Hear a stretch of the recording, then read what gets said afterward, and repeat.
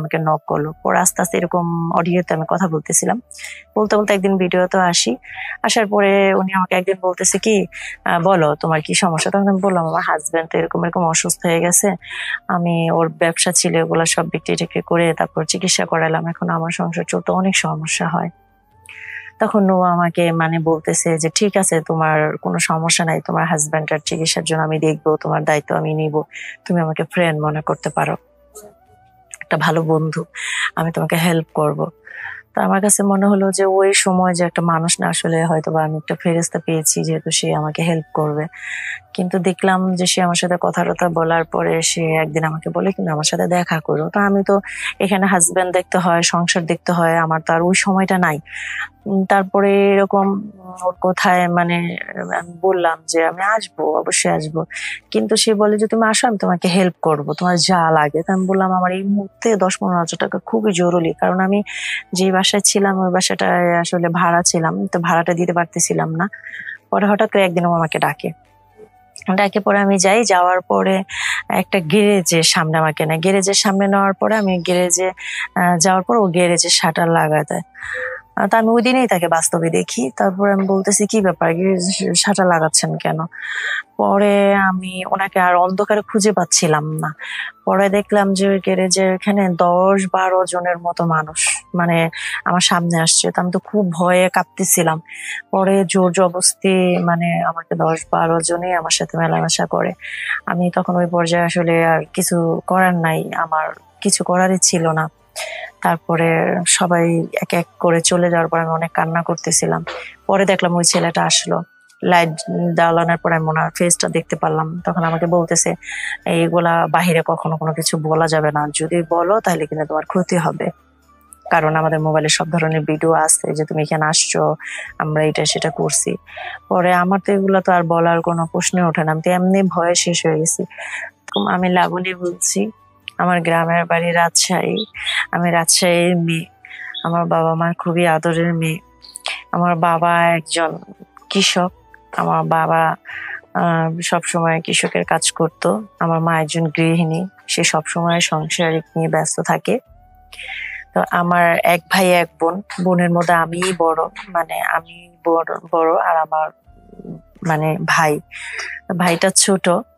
তো বাবা মার বাসায় খুব ভালো মানে চলতেছিলাম, খুবই আদরে ছিলাম, পড়াশোনা করতাম। বাবার একসময় অসুস্থ হওয়ার কারণে আর আমি পড়তে পারি নাই।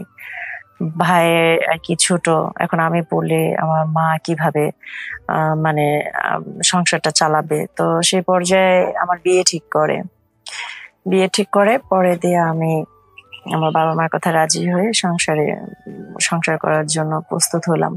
তারপর আমার বিয়ে হয়ে যাওয়ার পর আমার হাজব্যান্ড আল্লাহর রহমতে অনেক ভালো ছিল, কারণ সে ব্যবসা করতো, ব্যবসাতে মোটামুটি আমরা খুব ভালোই চলতেছিলাম। শ্বশুর শাশুড়ি আছে, তারা হচ্ছে আপনাকে যখনই মানে সময় পেতো আমাদের বাসায় আসতো, আমি আমার হাজব্যান্ডকে নিয়ে আলাদাই থাকতাম। তো অনেকদিন চলতে চলতে আমাদের সংসার খুব ভালো হলো, আমার বাচ্চা কাচ্চা এখনো হয়নি। হঠাৎ করে আমার হাজবেন্ড অসুস্থ হয়ে গেল, অনেক টাকার প্রয়োজন হলো। পরে আমি আমার বাবা মার থেকেও এনে দিতে পারতেছিলাম না, কারণ আমার বাবা তার আগেই অসুস্থ ছিল। কি করব, কি করার আছে আমার তেমন। হ্যাঁ, আমার হাজবেন্ড সহায় সম্পত্তি তেমন করতে পারে নাই। তারপরে ওর একটা ব্যবসা ছিল, এই ব্যবসাটা আমি ওকে বলি যে এখন আমি তো তোমাকে সুস্থ করতে হবে আগে, তারপর হচ্ছে আমার চলা। তো ওর ব্যবসার একটা মানে ফলের বড় দোকান ছিল, তারপরে টুকিটাকি বাহিরে কিছু কাজ করতো, ওই ফলের দোকানটা বিক্রি করে দেয়, ওকে চিকিৎসা করায়, চিকিৎসার জন্য আরো অনেক টাকা শর্ট পড়ে যায়। তো তখন আমার মানে অবস্থা অনেক খারাপ হয়ে যায়, দিন দিন আমার সংসার চালাইতে অনেক কষ্ট হয়ে যায়। তো একদিন রাত্রে আমি আসলে ঘুমাই নাই, হঠাৎ করে দেখলাম কি যে একটা ফ্রেন্ড রিকোয়েস্ট আসছে। আমি অ্যাকসেপ্ট করে মেসেঞ্জারে ছেলেটা আমাকে নক দিয়ে আমার সাথে কথা বলতেছে যে আমি কি আপনাকে দেখতে পারি। তখন আমি বলছি না, আমি আপনার সাথে দেখা করব না। তারপর বলতেছে ঠিক আছে, কোনো সমস্যা নাই, তাহলে কথা বলেন। পরে আমি আবার ওনার আইডিতে ঢুকে আমি চেক করে দেখলাম, খুবই মানে স্মার্ট। তারপর হচ্ছে তার স্ট্যাটাস দেখে আমার মনে হলো যে না, আসলে অন্যরকম আর কি, সে মানে কোনো মানে বাজে মানুষের মতো না। ভালোই লাগলো। পরে আর সেদিন কথা আরো হই নাই, মানে বলি নাই। মেসেজ দেওয়ার পরে পরের দিন আবার উনি আমাকে নক করলো। পরে আস্তে আস্তে এরকম অডিওতে আমি কথা বলতেছিলাম, বলতে বলতে একদিন ভিডিওতে আসি। আসার পরে উনি আমাকে একদিন বলতেছে কি, বলো তোমার কি সমস্যা। তখন আমি বললাম আমার হাজবেন্ড তো এরকম এরকম অসুস্থ হয়ে গেছে, আমি ওর ব্যবসা ছিল ওগুলা সব বিক্রি টিক্রি করে তারপর চিকিৎসা করালাম, এখন আমার সংসার চলতে অনেক সমস্যা হয়।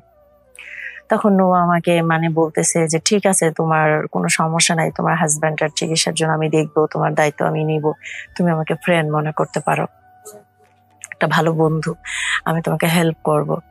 তো আমার কাছে মনে হলো যে ওই সময় যে একটা মানুষ না, আসলে হয়তো বা আমি একটা ফেরেস্তা পেয়েছি, যেহেতু সে আমাকে হেল্প করবে।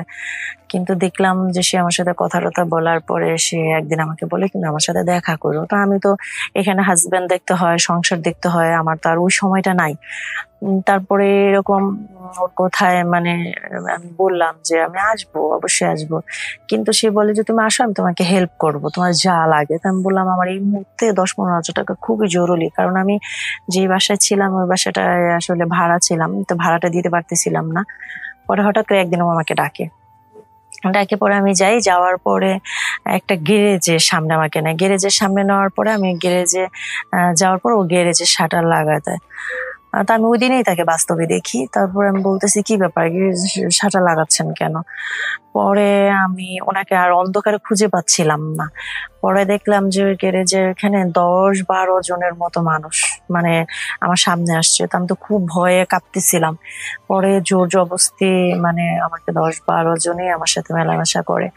আমি তখন ওই পর্যায়ে আসলে আর কিছু করার নাই, আমার কিছু করারই ছিল না। তারপরে সবাই এক এক করে চলে যাওয়ার পর আমি অনেক কান্না করতেছিলাম। পরে দেখলাম ওই ছেলেটা আসলো, লাইট জ্বালানোর পর আমি ওনার ফেসটা দেখতে পারলাম। তখন আমাকে বলতেছে এইগুলা বাহিরে কখনো কোনো কিছু বলা যাবে না, যদি বলো তাহলে কিন্তু তোমার ক্ষতি হবে, কারণ আমাদের মোবাইলে সব ধরনের ভিডিও আছে যে তুমি এখানে আসছো, আমরা এটা সেটা করছি। পরে আমার তো এগুলো তো আর বলার কোনো প্রশ্নই ওঠে না, আমি তো এমনি ভয়ে শেষ হয়ে গেছি। তারপর ও আমাকে যেই আশা দিয়ে নিচ্ছে সেই আশা পূর্ণ করবো দূরের কথা, আর উল্টা আমাকে গাড়ি ভাড়া শুধু 500 টাকা দিয়ে দেয়। বলে যে তুই এই গাড়ি ভাড়া নিয়ে সোজা চলে যাবে বাসায়। পরে আমি কান্নাকাটি কইরা ওই পর্যায়ে আমি বাসায় চলে আসি। এসে আমার হাজবেন্ড আর কিছু বলতে পারি না, ওষুধ টষুধ খাওয়া এবং ঘুমায় পড়ি। পরের দিন আমি তার সাথে যোগাযোগ করতে চাই, দেখি কি সে আমাকে ব্লক মারা দিছে, আইডিতে ব্লক মারা দিছে। আমি কোনো কিছুতেই আর নতুন করে ফেসবুক নামায়ও তার আইডিতে আর কখনো অ্যাড হতে পারি নাই। ওনার ছবি টবি কোনো কিছুই আইডিতে নাই, আমাকে ব্লক মেরে দিয়ে এখন পর্যন্ত ওনার সাথে আমার কখনো যোগাযোগ হয় না। তাহলে এবার আপনারাই বলেন যে আসলে আমার দুর্বলতার সুযোগ নিয়ে সে যে ক্ষতিটা আমাকে করেছে, এখন কি করা উচিত। তো এটা আমি এখন পর্যন্ত কাউকে আর কিছু বলি নাই, এইভাবেই আর কি আছি। তা আপনারাও আমার মতে এই ভুল আর কখনো করবেন না।